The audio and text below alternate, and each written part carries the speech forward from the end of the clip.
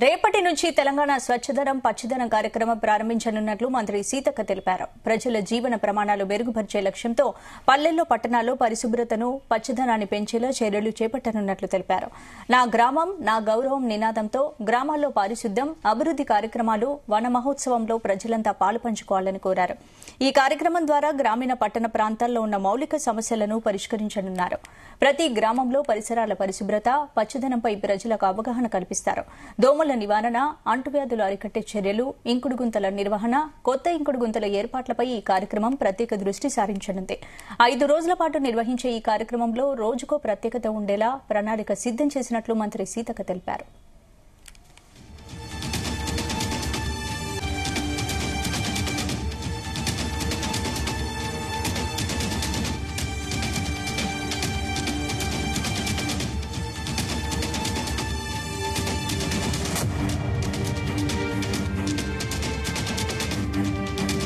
ఇదే అంశానికి సంబంధించి పూర్తి అప్డేట్స్ మా ప్రతినిధి శ్రీచరణ్ అందిస్తారు. శ్రీచరణ్, రేహానా, రేపటి నుండి స్వచ్ఛదనం పచ్చదనం పండుగని కూడా ప్రభుత్వం నిర్వహించాలని కూడా నిర్ణయం తీసుకుంది. దానిలో భాగంగా 5 రోజుల పాటు కూడా ఒక షెడ్యూల్ కూడా ప్రభుత్వం రూపొందించింది. గ్రామాన స్పెషల్ డ్రైవ్ నిర్వహించాలని, 5 రోజుల పాటు ప్రత్యేక కార్యక్రమాలు నిర్వహించాలని కూడా ప్రభుత్వం డిసైడ్ అయింది.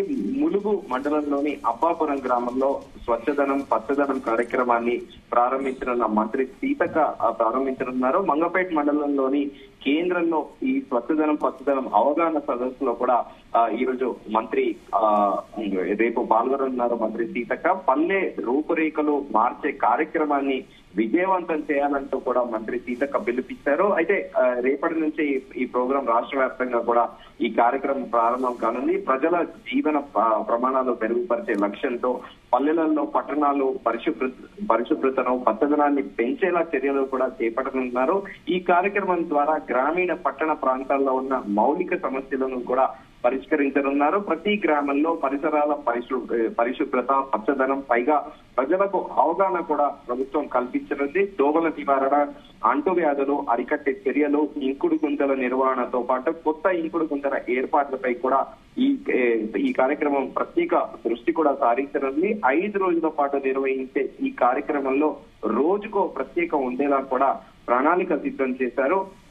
ఈ షెడ్యూల్ 5 రోజులకు గాను ఇలా షెడ్యూల్ కూడా ప్రభుత్వం ప్రకటించింది. 5వ తేదీ రేపు స్వచ్ఛదనం పచ్చదనం ప్రారంభోత్సవ కార్యక్రమం నిర్వహించనున్నారు.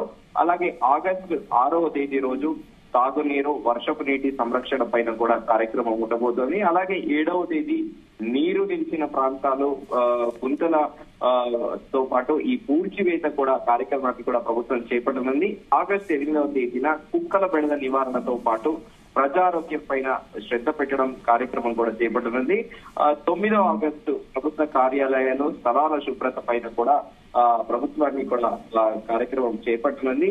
అయితే రేపటి రోజు మాత్రం ఆగస్టు 5వ తేదీ మాత్రం ప్రత్యేకంగా స్వచ్ఛదనం పచ్చదనం అనే కార్యక్రమాన్ని కూడా ప్రభుత్వం ప్రారంభించనుంది. అయితే స్థానిక నాయకులతో పాటు యూత్ వార్డ్ కమిటీ సభ్యులతో కూడా సమావేశాన్ని నిర్వహించి ఆపై ర్యాలీ కూడా చేపడతారు. చెత్తను తడిపొడిగా వేరు చేయడంపై అవగాహన కార్యక్రమాలు కూడా చేపడతారు. పాఠశాలల్లో పారిశుద్ధ్యం, మొక్కల పెంపకం, వ్యక్తిగత పరిశుభ్రత, సీజనల్ వ్యాధులు, అలాగే ప్లాస్టిక్ వాడకం వల్ల కలిగే దుష్ప్రభావాలు వంటి అంశాలపైన కూడా పోటీలు నిర్వహిస్తారు. ఇందుకు ఎస్ఏ రైటింగ్ వ్యక్తిత్వ పోటీలు కూడా నిర్వహించి విద్యార్థులను ఈ ప్రోగ్రామ్ లో భాగస్వామ్యం కూడా చేస్తారు. అన్ని ప్రభుత్వ సంస్థలు, స్కూళ్లు, అంగన్వాడీల హాస్టళ్లతో పాటు పిహెచ్సిలు, బస్ స్టాప్లు మొదలైన వాటినన్నింటినీ కూడా రేపు శుభ్రపరచనుంది ప్రభుత్వంలోని అధికారుల యంత్రాంగంతో కలిసి. అయితే గ్రామీణ ప్రాంతాల్లో టాయిలెట్ లేని ఇళ్లలో కూడా గ్రౌండింగ్ పనుల్లో 15 రోజుల్లో కూడా ప్రణాళిక కూడా సిద్ధం చేశారు. అయితే ముందుగా అనుకున్నట్టు షెడ్యూల్ ప్రకారంగా 6వ తేదీ నాడు తాగునీరు వర్షపు నీటి సంరక్షణ అన్ని తాగునీటి వనరులను శుభ్రం చేస్తారు. ప్రతిరోజు క్లోరినేషన్ చేసేలా కూడా అవగాహన కార్యక్రమాలు చేపడతారు. క్లోరినేషన్ అయిన నీటినే సప్లై చేసేలా కూడా 3 స్థాయిలో ఈ ప్రాసెస్ ను టెస్టింగ్ కిట్స్ తో చెక్ చేస్తారు. ఇంకుడు గుంతలు లేని భవనాలను గుర్తించి ఆ ఇంటి యజమానులు ఇంకుడు గుంతలు కూడా ఏర్పాటు చేసుకునేలా కూడా అవగాహన కల్పిస్తారు. ఇంకా 7వ తేదీ నీరు నిలిచిన ప్రాంతాల్లో గుంతలు పొడిచడము, వరద నీరు నిలిచిపోకుండా తరలిపోయేలా సరైన కాలువల ఏర్పాటుపై కూడా ప్రత్యేక దృష్టి సారిస్తారు. నీరు నిలువ ఉండకుండా లోతట్టు ప్రాంతాలు సురక్షితంగా ఉండేందుకు అనువుగా తక్షణం నీరు వెళ్లిపోయేలా కూడా కాలువలు వంటివి కూడా ప్రభుత్వం ఏర్పాటు చేయనుంది. రోడ్లలో గుంతలను కూడా పూడ్చాలని కూడా ప్రభుత్వం నిర్ణయించుకుంది. ఇక ఆగస్టు 8వ తేదీ ఇటీవల కాలంలో కూడా తరచుగా కూడా నిత్యం వార్తల్లో కూడా చిన్నారుల పైన కుక్కలు దాడులు చేయడం, అలాగే మహిళల పైన కూడా కుక్కలు దాడి చేయడంతో రాష్ట్ర వ్యాప్తంగా కూడా ఇది ఒక సమస్యాత్మకంగా మారింది. ముఖ్యంగా మన జీహెచ్ఎంసీ లో కూడా చూసుకున్నాము.